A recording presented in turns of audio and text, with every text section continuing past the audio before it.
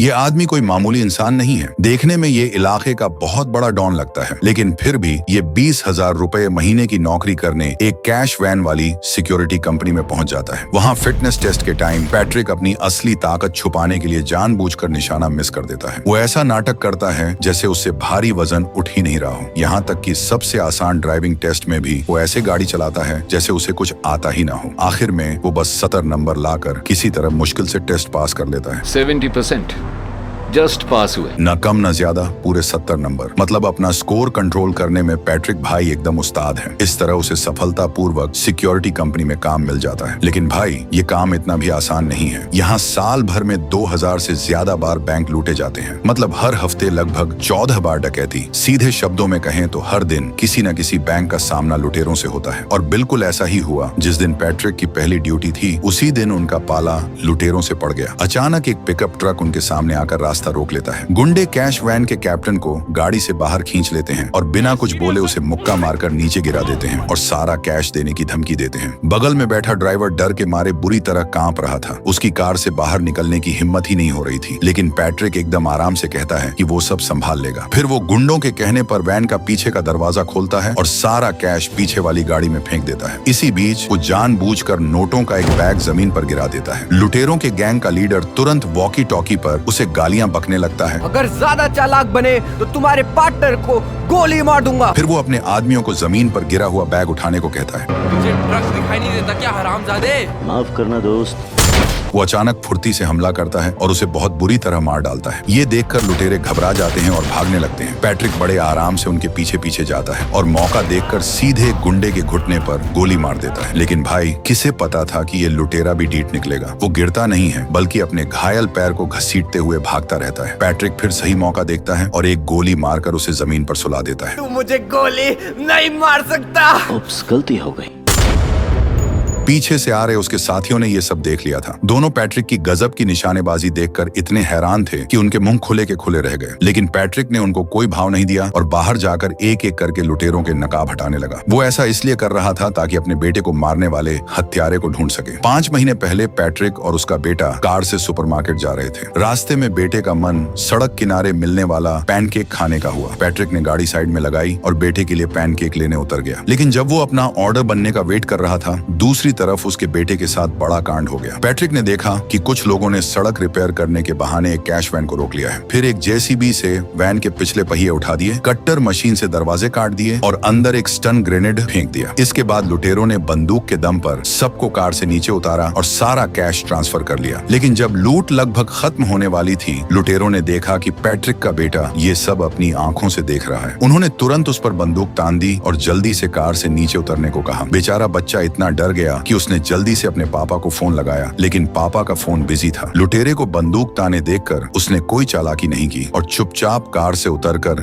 जमीन पर लेट गया। वैसे तो उसे बस लुटेरों के लूट कर जाने का वेट करना था और वो बच जाता, लेकिन एक सिक्योरिटी गार्ड लुटेरों से भिड़ना चाहता था। एक बूढ़े काले साथी ने उसे ऐसा करने से रोका, लेकिन वो गार्ड अचानक घूमा, एक तेज चाकू निकाला और सीधे विरोधी पर हमला कर दिया। एक ही बार में उसने उसे गिरा दिया। जब वो बूढ़ा काला आदमी उसे बचाने गया तो वो भी नहीं बच पाया। ये सब देखकर पैट्रिक का बेटा खुद को रोक नहीं पाया और उसने छुपकर एक नजर देख ली। उसने देख लिया कि एक लुटेरे ने अपना नकाब हटा रखा था। उस लुटेरे को लगा कि उसकी पहचान खुल जाएगी, तो उसने अपनी बंदूक निकाली और सीधे गोलियां चलाकर बच्चे को मार डाला। पैट्रिक पैनकेक लेकर वापस लौटा तो उसने ठीक यही सीन देखा। वो पागलों की तरह अपने बेटे की तरफ भागा, लेकिन गुंडे ने उसके कंधे पर गोली मार दी और वो वहीं जमीन पर गिर गया। उसने दर्द सहा, लेकिन अपने बेटे को मारने वाले को घूरता रहा। उस लुटेरे को जरा भी अंदाजा नहीं था कि उसने किस आदमी से पंगा ले लिया है और उस पर कितनी बड़ी आफत आने वाली है। कुछ दिनों बाद जब पैट्रिक अस्पताल में होश में आया और उसे अपने बेटे की मौत की खबर मिली, तो वो अंदर से टूट गया। उसने कसम खाई कि वो अपने बेटे का बदला लेने के लिए उस हत्यारे को अपने हाथों से मारेगा। उसकी बीवी ने भी उसे ताने मारे कि वो अपने बेटे को नहीं बचा पाया और उससे तलाक मांग लिया। पैट्रिक ने कोई सफाई नहीं दी क्योंकि वो खुद को भी माफ नहीं कर पा रहा था। 3 घंटे बाद पैट्रिक अपनी कार से एक बिल्डिंग की छत पर पहुंचा। वहां उसकी मुलाकात CIA के एक बड़े ऑफिसर से हुई। उस ऑफिसर ने अपनी जेब से एक पर्ची निकालकर पैट्रिक को दी। उस पर्ची पर उन खूंखार मुजरिमों के नाम थे जिन्हें कानून भी नहीं पकड़ पाया था। पैट्रिक ने उस ऑफिसर को भरोसा दिलाया कि जो काम वो 20 साल में नहीं कर पाया वो उसे सिर्फ 2 हफ्ते में निपटा देगा। पैट्रिक की बात सुनकर ऑफिसर ने मुस्कुराकर हामी भर दी। घर लौटकर पैट्रिक ने तुरंत अपने सबसे खास आदमियों को बुलाया और हुक्म दिया कि किसी भी कीमत पर उस कातिल को ढूंढ निकालो। कुछ ही दिनों में उसके आदमियों ने उस लिस्ट वाले सारे लोगों को ऊपर पहुंचा दिया, यहाँ तक कि उन लोगों को भी नहीं छोड़ा जिनका उस हत्यारे से थोड़ा सा भी कनेक्शन हो सकता था। लेकिन भाई, उसके आदमियों ने कितनी भी जांच की, उन्हें उस हत्यारे का कोई सुराग नहीं मिला। पैट्रिक समझ गया कि सामने वाला कोई ऐरा गैरा लुटेरा नहीं है, पक्का उसका कोई बड़ा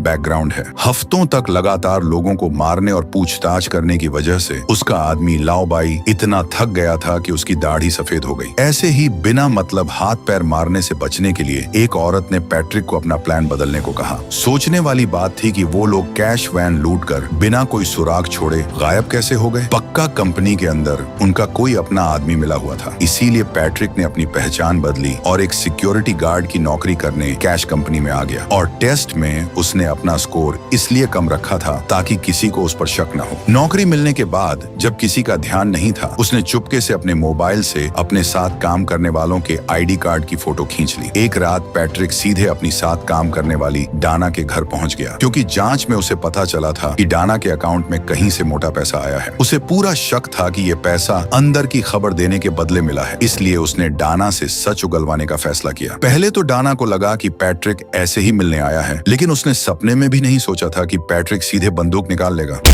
नहीं, ठीक है, बताती हूँ, तुम्हें सब बताती हूँ, रुको। तब डाना को समझ आया कि पैट्रिक कोई मजाक नहीं कर रहा है। उसने डर के मारे सच बता दिया कि ये पैसा कहाँ से आया। असल में ये पैसा किसी का कंपनी में छूट गया था और उसने बस लालच में आकर इसे अपनी जेब में रख लिया था। लुटेरों से उसका कोई लेना देना नहीं था। डाना ने कहा कि वो लालची जरूर है, लेकिन पैसों के लिए किसी की जान नहीं ले सकती। पैट्रिक ने फिलहाल उसकी बात मान ली, क्योंकि डाना के माँ बाप अभी भी पैट्रिक के आदमियों के कब्जे में थे, तो वो झूठ बोलने की हिम्मत नहीं कर सकती थी। अब सुनो उन रहस्यमयी लुटेरों की कहानी। वो असल में रिटायर हो चुके फौजियों की एक टीम थी। उनका बॉस बिली नाम का एक सार्जेंट था। इन लोगों ने सालों तक देश के लिए अपनी जान दांव पर लगाई थी और रिटायर होने के बाद वो छोटी मोटी और मेहनत वाली नौकरी नहीं करना चाहते थे। इसलिए उन्होंने गैंग बनाकर कैश वैन लूटना शुरू कर दिया। अपनी पहली ही डकैती में उन्होंने 10 लाख से ज्यादा छाप लिए। हालांकि बीच वाले आदमी ने काफी कमीशन खा लिया, लेकिन फिर भी उनके हाथ जो पैसा आया वो किसी भी नौकरी की कमाई से बहुत ज्यादा था। इस पैसे का चस्का लगने के बाद उन्होंने इसे ही अपना फुल टाइम काम बना लिया। उन्होंने उस पैसे से अपने सारे हथियार एकदम लेटेस्ट कर लिए। इस बार उनका टारगेट सीधे सिक्योरिटी कंपनी का मेन गोदाम था। उनका प्लान था कि ये एक बड़ी डकैती करेंगे और फिर हमेशा के लिए रिटायर हो जाएंगे। इसके लिए उन्होंने फिर से ट्रांसपोर्ट कंपनी के अपने अंदर वाले आदमी से सेटिंग कर ली। दूसरी तरफ पैट्रिक ने लुटेरों को कैसे मारा, ये खबर पूरी कंपनी में आग की तरह फैल गई। पुलिस भी मामले की जांच करने आ धमकी। सुपरवाइजर ने सोचा कि इसी बहाने पैट्रिक को नौकरी से निकाल दें, लेकिन बॉस का सोचना अलग था। उसने पैट्रिक की बहादुरी की खूब तारीफ की और उसे प्रमोशन और सैलरी बढ़ाने का वादा भी किया। एक दिन पैट्रिक फिर से ड्यूटी पर था और किस्मत से उनका पाला फिर से डकैती से पड़ गया। उसने देखा कि लुटेरों ने तुरंत अपने हथियार निकाल लिए हैं। सामने वाले ने कार में गैस छोड़ दी। कार के अंदर बैठे लोगों का दम घुटने लगा और उन्हें मजबूरी में कार से बाहर आना पड़ा। लेकिन जब पैट्रिक अपनी नाक और मुंह ढककर धीरे धीरे कार से बाहर निकला, तो जो लुटेरे अभी तक हवा में उड़ रहे थे, उसकी शक्ल देखते ही उनकी सिट्टी पिट्टी गुम हो गई। 2 सेकंड के अंदर सारे लुटेरे दुम दबाकर ऐसे भागे कि उनका कोई अता पता नहीं चला। ये सब देखकर कैप्टन का तो दिमाग ही सुन्न हो गया। उसे समझ आ गया कि उसके सामने खड़ा ये गंजा आदमी कोई आम बंदा नहीं है। वापस जाकर उसने कंपनी के बड़े साहब लोगों को ये बात बताई और उन्होंने पैट्रिक की जांच करने के लिए FBI के एजेंट बुला लिए। उन्होंने पैट्रिक से जो भी पूछा, पैट्रिक ने बस यही रटा रटाया जवाब दिया कि उसने सिर्फ नियम के हिसाब से काम किया है। फिर एजेंट ने पैट्रिक को एक वीडियो दिखाया। पैट्रिक के एकदम शांत चेहरे पर अचानक दुख दिखाई दिया, क्योंकि स्क्रीन पर वही मनहूस दिन चल रहा था जब उसके बेटे को मारा गया था। कैमरा फुटेज बहुत धुंधला था, इसलिए पुलिस को अभी तक कोई काम का सुराग नहीं मिला था। पैट्रिक को लगा कि उसने उन्हें बातों में उल्लू बना दिया है, लेकिन उसे ये नहीं पता था कि पुलिस को उसकी असली पहचान पहले से ही मालूम पड़ चुकी है। पुलिस वालों ने तुरंत अपने बड़े अफसरों को इसकी रिपोर्ट दी, लेकिन उनके बॉस ने कहा कि इस मामले से दूर रहो और ऐसे नाटक करो जैसे तुम्हें कुछ पता ही नहीं है। देखते ही देखते पैट्रिक को कंपनी में काम करते हुए 5 महीने बीत गए। एक दिन वो और उसका कैप्टन एक ड्यूटी पूरी करके कंपनी वापस लौट रहे थे। तभी कैप्टन ने अचानक कुछ ऐसा बोला जिससे पैट्रिक के होश उड़ गए।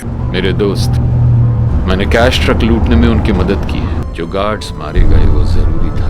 लेकिन लड़के की मौत बदकिस्मती थी। कैप्टन ने सिर्फ ये नहीं माना कि वो अंदर का आदमी है, बल्कि उसने पैट्रिक को धमकी भी दी कि वो गोदाम लूटने में उनकी मदद करे। अगर पैट्रिक ने बात नहीं मानी तो वो बहुत बुरी मौत मारा जाएगा। और सबसे बड़ी बात, उनका गोदाम लूटने का प्लान आज ही का था। पैट्रिक जानता था कि अभी पंगा लेने का सही टाइम नहीं है, इसलिए उसने दिखावे के लिए हाँ में हाँ मिला दी। आखिर इतनी मुश्किल से इन लुटेरों तक पहुंचने का मौका मिला था, पैट्रिक इन्हें कैसे छोड़ देता। उसने देखा कि कैप्टन ने पहले कार की लोकेशन और कैमरे बंद किए और फिर गाड़ी को सीधे एक बेसमेंट में घुसा दिया। कंट्रोल रूम वालों को शक हुआ कि कार में कुछ गड़बड़ है, लेकिन कैप्टन ने बहाना मार दिया कि कैमरे का सिस्टम खराब हो गया है और उसे ठीक करने में टाइम लगेगा। टेंशन की कोई बात नहीं है बेस, मैं अभी रिपेयर कर रहा हूँ। क्योंकि उनकी गाड़ी में कोई कैश नहीं था, इसलिए हेडक्वार्टर वालों ने ज्यादा पूछताछ नहीं की। तभी एक छोटी कार अचानक अंदर आती है और उसमें से हथियारों से लैस कुछ लुटेरे उतरते हैं। वो सबसे पहले पैट्रिक को गन पॉइंट पर लेते हैं और फिर सब के सब कैश वैन के पीछे वाले डिब्बे में छिप जाते हैं। थोड़ी ही देर में कैप्टन कार को वापस कंपनी के बेस में ले जाता है और चेकिंग से बचते हुए सीधे गोदाम के अंदर घुस जाता है। जब किसी का ध्यान नहीं होता, वो लोग तेजी से डिब्बे से बाहर निकलते हैं और पलक झपकते ही सबको अपने कब्जे में ले लेते हैं। पैट्रिक को बंधक बनाकर कैश की तरफ ले जाया जाता है। सुपरवाइजर इतना डर जाता है कि वो सबको विरोध न करने को बोल देता है। अपनी गन निकालो, नीचे रखो और मेरी तरफ फेंको हरामजादे। सारे पुलिस वाले अपने हथियार डाल देते हैं। दूसरी तरफ लुटेरे कैप्टन को गन पॉइंट पर लेकर कंट्रोल रूम की तरफ बढ़ते हैं। वहाँ बैठा पुलिस वाला टाइम पास कर रहा था। उसने मुड़कर देखा तो डकैती चल रही थी और गुंडे उसे दरवाजा खोलने की धमकी दे रहे थे। पुलिस वाले ने तुरंत अलार्म बजा दिया। अलार्म की आवाज सुनते ही सब एकदम अलर्ट हो गए और हथियार निकालकर मरने मारने पर उतारू हो गए। दूसरी तरफ गुंडों ने कैप्टन को जान से मारने की धमकी देकर पुलिस वाले से कंट्रोल रूम खोलने को कहा। बॉब दरवाजा खोलो वरना ये मुझे मार डालेगा।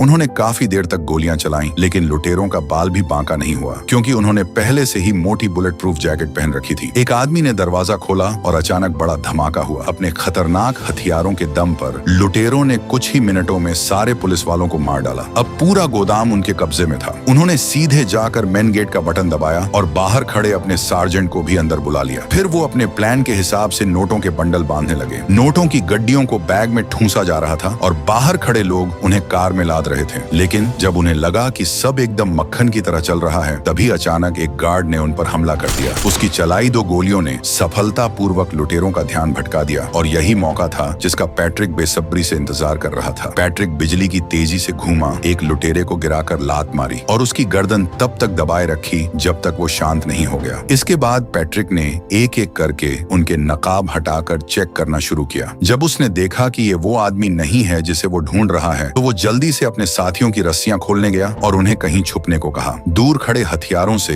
लैस दुश्मनों को देखकर पैट्रिक सोच में पड़ गया कि इनका मुकाबला कैसे करे। तभी उसकी नजर जमीन पर पड़ी। वहाँ एक पूरा सेट पड़ा था, एक ऐसा नकाब जिससे कोई पहचान न पाए कि कौन कौन है, और एक तगड़ी बुलेट प्रूफ जैकेट। फिर क्या था, उसने सीधे कपड़े बदले और खुद को एक लुटेरे का भेष दे दिया। फिर वो सीना तान कर एक लुटेरे के पास गया, उसके सिर पर बंदूक सटाई और उसे अपना नकाब उतारने की धमकी दी। जब उसे पता चला कि ये हत्यारा नहीं है, तो पैट्रिक ने सीधे ट्रिगर दबा दिया। गोली की तेज आवाज से बाकी लुटेरे चौकन्ने हो गए, लेकिन पैट्रिक बिल्कुल नहीं घबराया। उसने पलटकर अपना फोन सामने की जेब में छिपा लिया, लेकिन उसे नहीं पता था कि एक लुटेरे ने उसे कैमरे में देख लिया है। दूसरी तरफ एक पुलिस वाले ने ठीक एक लुटेरे को देखा। उसने तुरंत 2 गोलियां दागी, लेकिन तभी एक जोरदार धमाका हुआ और वो पुलिस वाला वहीं मौके पर ही शहीद हो गया। पैट्रिक तेजी से बाहर निकला, लेकिन अनजाने में उसे एक गोली लग गई। गनीमत थी कि उसने वो बुलेट प्रूफ गियर पहन रखा था। उसने तुरंत ट्रिगर दबाया, सिर्फ एक गोली मारी और फिर उस पर झपट कर उसे धर दबोचा। पैट्रिक को अंदाजा नहीं था कि इस बंदे में इतनी ताकत होगी। हाथापाई में पैट्रिक की जांघ में गलती से गोली लग गई। उसने झटके से विरोधी का हाथ मरोड़ा और उसकी गर्दन पर निशाना लगाया, लेकिन बंदूक की गोलियां खत्म हो चुकी थीं। पैट्रिक ने गजब की फुर्ती दिखाई, लुटेरे की तरफ अपना खंजर निकाला और विरोधी वहीं ढेर हो गया। हालात बिगड़ते देख लुटेरे डकैती का प्लान बीच में ही छोड़ना चाहते थे। दूसरी तरफ एक छोटे काले साथी ने पहले ही बैकअप के लिए फोन घुमा दिया था और भारी संख्या में स्वाट टीम रास्ते में थी। अभी उन्होंने कुछ ही गोलियां चलाई थीं कि वो गद्दार कैप्टन अचानक उनके पास आ गया। उसने भी बैकअप देने का नाटक किया और उनसे एक पिस्तौल मांग ली। मुझे अपनी गन दो। दूसरी तरफ घायल लुटेरे वहां से खिसकने का प्लान बना रहे थे। तभी पैट्रिक ने सीधे एक भारी बंदूक उठाई और उन लोगों पर अंधाधुंध फायरिंग शुरू कर दी। कुछ ही समय में सारी गोलियां खत्म हो गईं, तो उसने तुरंत नई मैगजीन लगाई और आखिरकार उस बूढ़े काले आदमी को सफलतापूर्वक मार गिराया। लेकिन जैसे ही वो आगे गोलियां चलाने वाला था, कैप्टन ने अचानक पीछे से उस पर हमला कर दिया। कैप्टन ने पैट्रिक को गोली मारकर गिरा दिया, लेकिन वो यहीं नहीं रुका। वो अपने उन साथियों को भी धोखा देता रहा जिन्हें अभी तक सच्चाई पता नहीं थी। उसने उसी तरीके से अपने एक और साथी को बाहर निकाला और उस पर भी अंधाधुंध गोलियां चला दी। सब साथियों को खत्म करने के बाद उसने जल्दी से सारे नोट कार में ला दे और फिर कैश वैन भगाकर तेजी से गोदाम से निकल गया। पैट्रिक के लिए सबसे ज्यादा निराशाजनक बात यह थी कि उसने एक बार फिर अपने बेटे के हत्यारे को अपनी आंखों के सामने से भागते हुए देखा। टाइम बहुत कम था, इसलिए लुटेरे पैट्रिक को पूरी तरह खत्म करने के लिए कार से नीचे नहीं उतरे। गोदाम से बाहर निकलते ही लुटेरों ने गेट पर खड़ी पुलिस की गाड़ी को जोरदार टक्कर मारी और फिर शुरू हुई पुलिस और लुटेरों के बीच एक खतरनाक रेस। पता नहीं उन्होंने शहर में कितनी गलियां छानी। आखिर में उन्होंने कार को पहले से तैयार की गई एक बिल्डिंग में घुसा दिया और पीछे आ रही पुलिस को रोकने के लिए जल्दी से दरवाजा बंद कर दिया। अब उन्हें जल्द से जल्द कैश ट्रांसफर करना था। 7 लोगों की गैंग में से अब सिर्फ 3 लोग बचे थे और उनमें से एक बिली की गर्दन में गोली लगी थी और वो बस मरने ही वाला था। पैट्रिक के बेटे को गोली मारने वाले उस लंबे बालों वाले आदमी के दिमाग में अचानक सारा पैसा अकेले हड़पने का लालच आ गया। उसने पहले कैप्टन से कहा कि वो कैश अंदर ले जाए और खुद बिली की मदद करने का नाटक करने वापस आ गया। बिली भी समझ गया था कि इसकी नीयत में खोट है, इसलिए बिली ने तेजी से अपनी पिस्तौल निकाली, लेकिन वो लंबे बालों वाला उससे भी एक कदम आगे निकला। उसने बंदूक छीनी, दूर फेंकी, अपना खंजर निकाला और एक ही झटके में अपने ही बॉस का काम तमाम कर दिया। इसके बाद वो एकदम शांत होकर कैप्टन के पास गया और बोला कि ज्यादा खून बहने से बिली मर गया है। कैप्टन को सुनकर थोड़ी हैरानी तो हुई, लेकिन उसने ज्यादा शक नहीं किया। आखिर एक आदमी कम होने का मतलब था कि अब उसे और ज्यादा पैसा मिलेगा। इसके बाद दोनों ने सारा पैसा एक बाइक पर लादा और गोदाम की एक खुफिया सुरंग से होते हुए सेफ जोन में आ गए। वहां उन्होंने सारा कैश पहले से तैयार एक छोटी कार में भर दिया, लेकिन जैसे ही वो लंबे बालों वाला दरवाजा खोलने के लिए आगे बढ़ा, कैप्टन ने मौका देखकर अपनी जेब से पिस्तौल निकाल ली। लेकिन नतीजा क्या हुआ? जैसे ही कैप्टन मुड़ा, लंबे बालों वाला फिर उससे एक कदम आगे निकला और बिना पलक झपकाए ट्रिगर दबा दिया। अब ये पूरे 16 करोड़ रुपए सिर्फ उसके अकेले के हो गए थे। बस ये नहीं पता था कि वो इस हराम की कमाई का मजा कितने दिन ले पाएगा। घर लौटकर लंबे बालों वाले ने सबसे पहले जश्न मनाने के लिए अपने लिए एक 82 की महंगी शराब का पैक डाला और फिर सोचने लगा कि इतने सारे पैसे वो कैसे खर्च करेगा। अचानक उसे फोन बजने की आवाज आई। उसने इधर उधर देखा तो पता चला कि सामने वाले बैग में एक फोन रखा हुआ था। वो फोन चेक ही कर रहा था कि अचानक पीछे से एक आवाज आई, तुम फोन नहीं उठाओगे? जब उसने हिम्मत जुटाकर खुद को नॉर्मल किया और पीछे मुड़कर देखा तो वो हैरान रह गया। पता नहीं कब से एक आदमी उसके पीछे बैठा हुआ था। उसे लगा कि पैट्रिक पैसों के लिए आया है, इसलिए उसने उस करोड़ों की रकम को आधा आधा बांटने का ऑफर दिया। लेकिन पैट्रिक को पैसों से कोई मतलब नहीं था। उसने उस लंबे बालों वाले पर एक फाइल फेंकी और उसे खोलने का इशारा किया। इस फाइल में पैट्रिक के बेटे की पोस्टमार्टम रिपोर्ट थी। जब उस लंबे बालों वाले ने फाइल के अंदर की तस्वीरें देखी, तब जाकर उसे समझ आया कि अब उसका खेल पूरी तरह खत्म हो चुका है। आखिर क्या चाहिए तुम्हें? इतने लंबे इंतजार के बाद आखिरकार उसने अपने ही हाथों से अपने बेटे का बदला ले ही लिया। लेकिन बदला पूरा होने के बाद भी क्या, उसका बेटा अब कभी वापस नहीं आ सकता था और पैट्रिक खुद हमेशा के लिए उस मनहूस दिन की यादों में कैद हो गया था जिस दिन उसने अपना सब कुछ खो दिया था। इसी के साथ ये फिल्म यहीं खत्म होती है।